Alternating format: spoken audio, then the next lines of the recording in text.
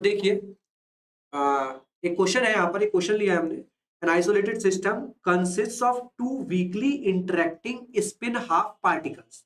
तो दो weakly interacting spin half particles हैं, और जनरली अगर आप क्वांटम पार्टिकल्स को देखो तो that are indistinguishable in nature, but यहाँ पर डिस्टिंग्विशेबली क्रिएट करी गई है बाय नेमिंग द पार्टिकल्स। तो यहाँ पर दो पार्टिकल्स जो कि स्पिन ऑफ पार्टिकल्स हैं, उनको अलग अलग नाम दे दिया हमने, ए और बी। तो अब ये पार्टिकल्स डिस्टिंग्विशेबल हो चुके हैं। ठीक है, अब ये पार्टिकल्स कैसे हो चुके हैं? डिस्टिंग्विशेबल। और इन पर हमने मैग्नेटिक फील्ड लगाई। तो पूछा है find out the number of microstates and allowed microstates and also find the energy of state. तो आपको ये बतानी है कि इस सिस्टम के लिए कि जब मैं दो स्पिन हाफ पार्टिकल्स को, जिनका नाम ए और बी है, मैग्नेटिक फील्ड में रखता हूं, तो कितनी मैक्रोस्टेट्स और कितनी माइक्रोस्टेट्स होंगी, और हर एक माइक्रोस्टेट की एनर्जी क्या होगी, है ना? ये बात करनी। देखिए, हर एक मैक्रोस्टेट की एनर्जी क्या होगी ये बता। तो तीन चीजें हैं, माइक्रोस्टेट्स, मैक्रोस्टेट्स और एनर्जी। तो ये तीनों चीजें आपको बतानी है। चलिए देखते हैं। आपको पता है कि जब आप मैग्नेटिक फील्ड लगाओगे स्पिन ऑफ पार्टिकल्स, तो that will take the orientation. देखो, जो स्पिन का मतलब है ना पार्टिकल्स के, वो मतलब मैग्नेटिक फील्ड से ही है। विदाउट मैग्नेटिक फील्ड स्पिन नहीं मेजर करते हो आप। जब आप मैग्नेटिक फील्ड लगाओगे तब उसकी दो पॉसिबिलिटीज हो जाती है। जैसे मान लो स्पिन ऑफ पार्टिकल है, उसकी दो पॉसिबिलिटी है, या तो वो पैरेलल रहेगा मैग्नेटिक फील्ड के, या एंटी पैरेलल रहेगा। मानते हो बात? है ना? एनर्जी आप क्या लिखते हो वहां पर? माइनस म्यू डॉट बी लिखते हो मैग्नेटोस्टैटिक्स में। जब आप energy equal to minus mu dot B लिखते हो तो उसमें डॉट प्रोडक्ट है बीच में। तो either magnetic field will be the in the same direction of the magnetic movement, यानी मैं बोलूं कि मैग्नेटिक मूवमेंट जो है पार्टिकल्स का वो सेम डायरेक्शन में मैग्नेटिक फील्ड के। तो माइनस म्यू डॉट बी से माइनस म्यू बी आ गया आंसर। मतलब अगर आपके पास अप स्पिन है तो एनर्जी होगी इतनी, लेकिन अगर आपके पास डाउन स्पिन है तो मैग्नेटिक मूवमेंट उसका अपोजिट डायरेक्शन में हो गया मैग्नेटिक फील्ड के। तो यहां पर एनर्जी कितनी आ गई? म्यू बी, और डाउन स्पिन। ठीक है, अब बात ये आती है कि सर मैक्रोस्टेट्स और माइक्रोस्टेट्स बतानी है कितनी हो।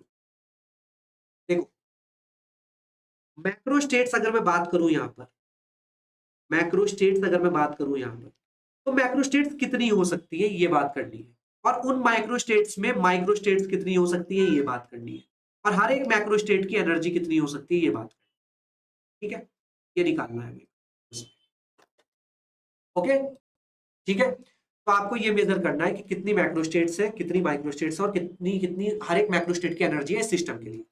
अब देखो, मैक्रोस्टेट कितनी हो सकती है अगर मैं लिखूं अप और डाउन, तो दो ही स्पिन पॉसिबल है भैया, तो अप होगा या डाउन स्पिन होगा। हो सकता है कि दोनों के दोनों पार्टिकल्स अप स्पिन हो और कोई भी जीरो स्पिन, मतलब डाउन स्पिन ना हो, जीरो पार्टिकल्स डाउन स्पिन हो सकता है सर कोई भी पार्टिकल अप स्पिन ना हो, दोनों के दोनों डाउन स्पिन हो जाए।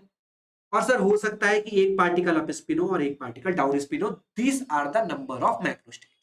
ये आपको मैक्रोस्टेट पता लगी, मतलब जो काम करना होता है, मैंने बताया ना जिस काम को करना है मैक्रोस्टेट, काम क्या करना है सर? इन पार्टिकल्स को अलग अलग तरह से डिस्ट्रीब्यूट करना है। कैसे डिस्ट्रीब्यूट कर सकते हो सकता है भाई दोनों अप स्पिन हो, दोनों डाउन स्पिन हो, एक अप स्पिन एक डाउन स्पिन हो। इस तरह से आपके मैक्रोस्टेट। अब माइक्रोस्टेट देखो, किसी काम को करने के तरीके आर कॉल्ड माइक्रोस्टेट्स। इस काम को करने के तरीके कितने हैं कि अगर मैं दो पार्टिकल्स को अप स्पिन रखूं और जीरो को डाउन स्पिन, तो एक ही तरीका है। इस काम को करने का कितना तरीका है कि मैं जीरो पार्टिकल्स को अप स्पिन रखूं और दोनों को डाउन स्पिन रखूं, एक ही तरीका है। लेकिन एक अप स्पिन और एक डाउन स्पिन को रखने के दो तरीके हैं, क्योंकि पहला अब तो दोनों डिस्टिंग्विशेबल है। तो A up B down, B up A down. बात आई है नहीं आई समझ में? आई। तो ये कितना है आपके पास? अब इनकी एनर्जी बोलो। ये दोनों अप स्पिन है, एक अप स्पिन की एनर्जी कितनी होती है? Minus mu B. तो इनकी एनर्जी कितनी होगी? Minus two mu. दो है। डाउन स्पिन की एनर्जी कितनी होती है? Plus mu B. यहां पर दो डाउन स्पिन है तो प्लस टू म्यू बी। और एक अप और एक डाउन स्पिन की एनर्जी कितनी है? Plus mu B minus mu B. तो ये एनर्जी। तो ये आपके पास आ गया मैक्रोस्टेट्स, माइक्रोस्टेट्स और एनर्जी। ठीक है, ये आपने जो क्वेश्चंस में पूछा गया था वो निकाल दिया। अब मैं आपको एक जनरल चीज बताता हूं।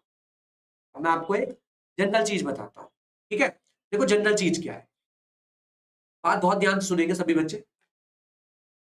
जनरल चीज देखो जरा क्या है, सर अगर मुझे n डिस्टिंग्विशेबल, n डिस्टिंग्विशेबल, ध्यान देना डिस्टिंग्विशेबल, अगर मुझे n डिस्टिंग्विशेबल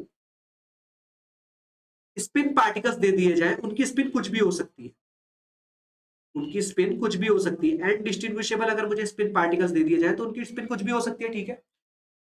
तो नंबर ऑफ माइक्रोस्टेट्स क्या होंगी, वो होंगी 2s+1 की पावर n, 2s+1 की पावर n, 2s+1 की पावर n। अब देखो यहां पर लगाकर देखो इस क्वेश्चन में, यहां पर स्पिन हाफ पार्टिकल्स थे, s हाफ था, तो ओमेगा कितना आ गया आपके पास, और n 2 था आपका, है ना, दो पार्टिकल्स थे, तो आपके पास कितना आ गया 2 की पावर 2, दैट इज 4। तो देखो 4 माइक्रोस्टेट्स आ रही है आपके पास, समझे। So this is the concept. तो ऐसे क्वेश्चंस काफी कॉमन है, ऐसे क्वेश्चंस अगर आते हैं तो आपको सबसे पहले ये देखना है कि क्या क्या पॉसिबिलिटीज हैं उस मैग्नेटिक फील्ड में उन स्पिन्स के ओरिएंटेशन की। अब हर एक ओरिएंटेशन के कितने वेज हो सकते हैं, वो माइक्रोस्टेट्स हो, हर एक की एनर्जी लिख लो, ये आपका क्वेश्चन। और मैंने फिर आपको बताया कि अगर n डिस्टिंग्विशेबल स्पिन पार्टिकल्स हो तो उस केस में आपको माइक्रोस्टेट्स कैसे निकालनी है, तो जनरल फॉर्मूला है 2s+1 की पावर, ओके।